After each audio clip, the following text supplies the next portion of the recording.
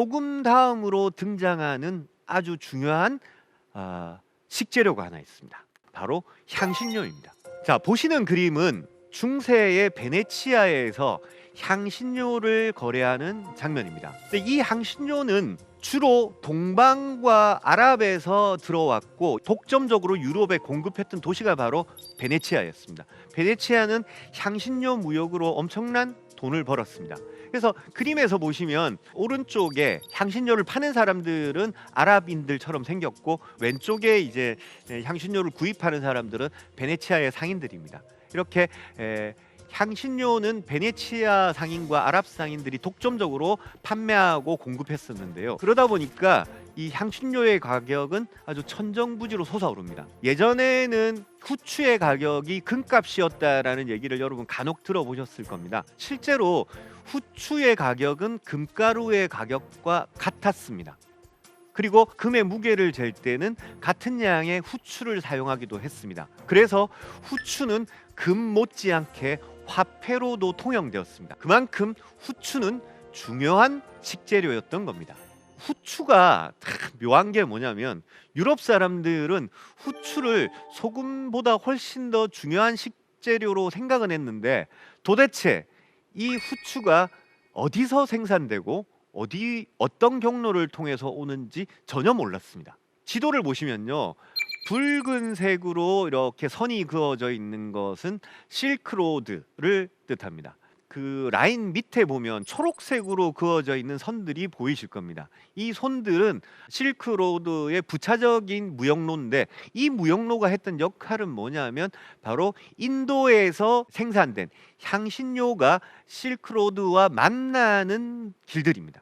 그리고 아주 독점적으로 이 길을 관리하고 이 길을 통제했던 것이 바로 아랍 상인들이었습니다. 그리고 이 아랍 상인들은 나중에 이제 조금 더 빠른 경로를 찾는데 어떤 경로를 찾느냐면 인도 남쪽 서부 해안에 있는 캘리컷이라는 도시에서 바로 배를 타고 인도양을 지나서 홍해를 거쳐서 알렉산드리아에 도착하게 됩니다. 그리고 이 알렉산드리아에 도착한 향신료는 다시 배를 갈아타고 이탈리아의 베네치아로 도착하게 됩니다. 그리고 이 과정을 전부 아랍 상인들이 통제를 하죠. 이들은 어떨 때는 후추 물량을 많이 풀고 어떨 때는 후추 물량을 아주 적게 풀면서 가격을 조절했습니다. 그리고 아랍 상인들이 통제한 모든 향신료는 바로 오늘날 이탈리아의 베네치아로 갔습니다.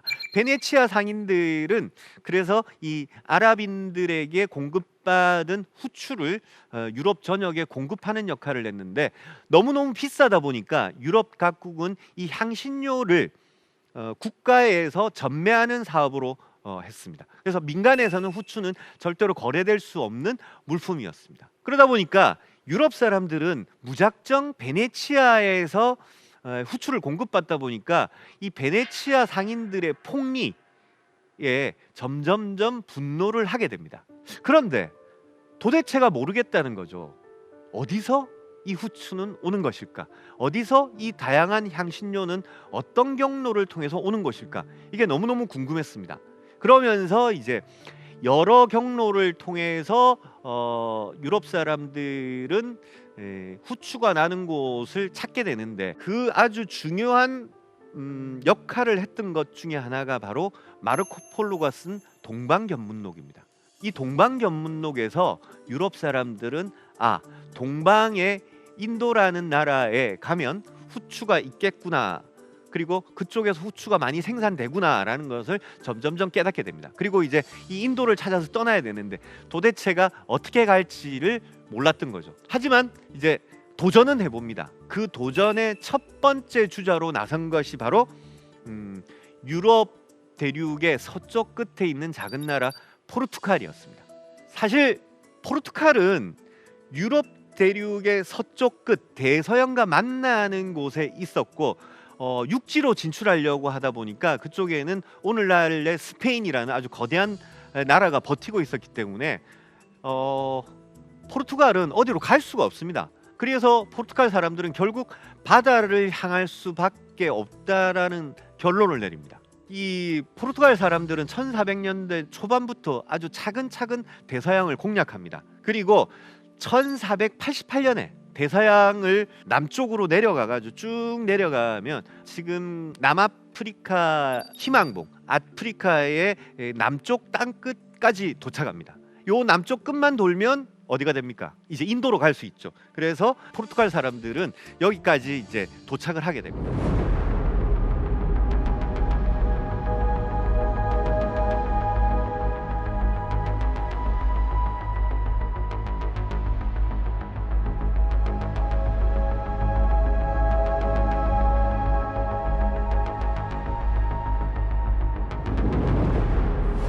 그리고 차근차근 항해를 준비했던 포르투갈은 결국 1497년 바스코 다가마라는 탐험가에 의해서 결국 희망봉을 돌아서 인도에 도착하게 됩니다. 그리고 캘리켓에 도착해서 향신료를 확보합니다. 그리고 2년 후에 출발했던 다시 이제 그 포르투갈로 돌아오는데, 바스코 다가마는 출발할 때에 비해서 배와 선원을 절반이나 잃었음에도 불구하고 인도에서 가지고 왔던 몇 자루의 향신료는 바스코 다가마가 항해에 투자했던 돈의 약 60배의 소득을 남기게 됩니다.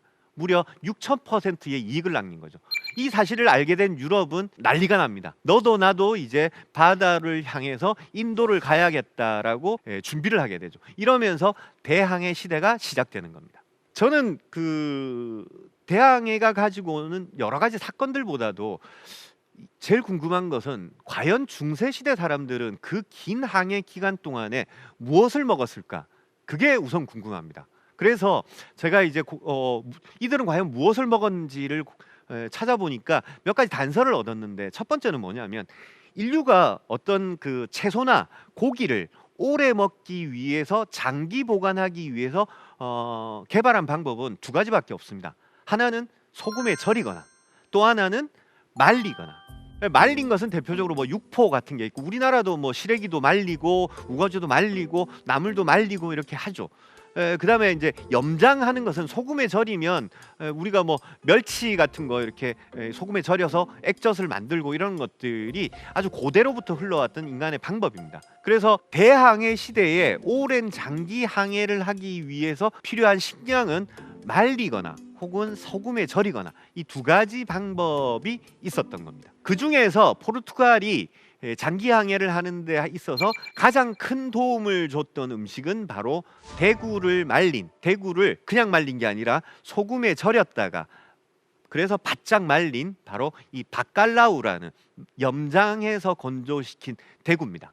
대서양은 여러분, 우리도 대구를 많이 잡기는 하지만 북해와 접한 북대서양 쪽은 대구가 정말 많이 났습니다. 문제는 이 대구가 잡힐 때만 많이 잡히는 겁니다. 그러다 보니까 한번 잡았을 때 좀 오래 보관할 수 있는 방법이 없을까? 이걸 고민하게 되는 거죠. 그래서 이걸 처음 개발한 사람은 여러분들이 잘 아시는 바이킹들입니다. 이 바이킹들은 장기 항해를 위해서 이 대구를 건조시킵니다. 그냥 말려가지고 이제 장기 항해를 하면서 대구를 먹었고, 그리고 바이킹들의 주요 교육품 중에 하나도 이 말린 대구였습니다. 이걸 이제 유럽에서는 스토카피소라고 합니다. 그런데 스페인 북부에 있던 바스크 지방 사람들은 그냥 말리는 것보다는 오히려 좀 더 나은 방법이 없을까? 근데 이 바스크 주변에는 소금이 많았습니다. 그러다 보니까 일단은 소금에 염장을 해서, 그리고 난 다음에 이걸 말리니까 저장성도 높아지고 물에 불리기만 하면 다양한 요리로 해 먹을 수 있고, 아주 극단적인 순간에는 짠 육포를 그대로 먹을 수 있었던 거죠. 그래서 포르투갈이 장기 항해를 하는 데 있어서 우선적으로 가장 큰 도움이 되었던 것은 바로 이 염장해서 말린 대구, 바칼라우였습니다. 그런데 이 바칼라우는 지금도 포르투갈 사람들이 제일 좋아하는 식재료입니다. 그래서 포르투갈 어느 식료품점, 어느 마트를 가더라도 사진에 보시는 것처럼 염장해서 말린 바칼라우가 판매되고 있습니다. 별도로 냉장시설에 보관하지 않더라도 상온에서도 워낙에 저장성이 좋기 때문에 저렇게 판매가 되고 있는 것입니다. 또 하나는 소금에 절여서 건조시킨 돼지 뒷다리, 하몽이라고 하고 이탈리아에서는 프로슈토라고 하는데, 돼지고기를 먹는 전 세계 모든 나라는 저장을 하기 위해서 돼지를 키웁니다. 돼지는 한번 잡으면 이걸 소금에 절이거나 혹은 건조시키거나 혹은 훈연을 해서 훈제를 해서 건조시키거나 이렇게 합니다. 그래서 소금에 절여서 말려서 만든 게 대표적으로 하몽 같은 게 있고, 훈제해서 만든 것은 대표적으로 이제 베이컨 같은 게 있습니다. 그 다음에 소세지 같은 것은 소세지를 먼저 만들고 난 다음에 소세지를 그냥 말립니다. 바짝 말려두면 이 소세지도 저장성이 굉장히 길기 때문에 오래 보관할 수 있습니다. 그래서 이것을 활용해 가지고 유럽 사람들은 장기 항해를 하는데 아주 도움이 되었던 거죠. 그래서 대항해 시대에서 필요했던 것은 뭐냐면 아주 바짝 말린 빵, 벽돌같이 단단한 빵과 염장에서 말린 대구, 그리고 염장에서 말린 돼지고기, 이 두 가지가 아주 장기항해에 꼭 필요했던 것 식량이었습니다. 콜럼버스는 그 엉뚱하게 인도가 아니고 카리비해에 도착한 다음에 가지고 온 것도 사실은 변변치 않았습니다. 향신료는 전혀 못 가져왔죠. 근데 이제 콜럼버스가 가져온 것 중에 하나가 바로 고추였습니다. 남아메리카가 원산지였던 고추를 가져왔는데 이 매운 고추를 유럽 사람들은 전혀 좋아할 리가 없었죠. 콜럼버스 스스로도 좋아하지는 않았습니다. 그런데 콜럼버스는 자신의 일기에다가 뭐라고 썼냐면 고추를 가지고 이것은 후추보다도 나은 향신료다라고 썼습니다. 거짓말이었죠. 콜럼버스는 자신의 거짓말을 좀 더 뒷받침하기 위해서 후추가 이제 영어로는 블랙페퍼라고 하는데 이거에 빗대 가지고 고추를 레드페퍼라고 이름을 붙이게 됩니다. 그래서 콜럼버스의 이런 착각이 지금까지도 이어져 오고 있는데요. 전혀 환영을 못 받던 이 고추가 반대로 포르투갈 상인들에 의해 가지고 반대로 돌아 가지고 중국을 거쳐 가지고 중국에서 다시 일본, 오늘날의 규슈 지역에 도착합니다. 이게 바로 이제 포르투갈 상인들에 의해서 일본에 고추가 도착하는데 일본인들도 고추는 그렇게 좋아하지는 않았습니다. 그러다 보니까 이 고추가 임진왜란을 전후해 가지고 우리나라에 전래되게 됩니다. 고추가 1600년대 초에 이제 우리나라에 전래되긴 했는데 근 100년 동안 고추는 우리 문헌에 전혀 등장하지 않습니다. 그러다가 1700년대 중반이 되면 고추가 갑자기 등장하는데 어디에 등장하느냐면 김치에 고추를 사용하기 시작합니다. 아니 그럼 우리 김치가 예전부터 이렇게 고추를 사용한 게 아니야? 이렇게 생각하는데 1700년대 이전에 우리 김치는 고추를 전혀 사용하지 않았습니다.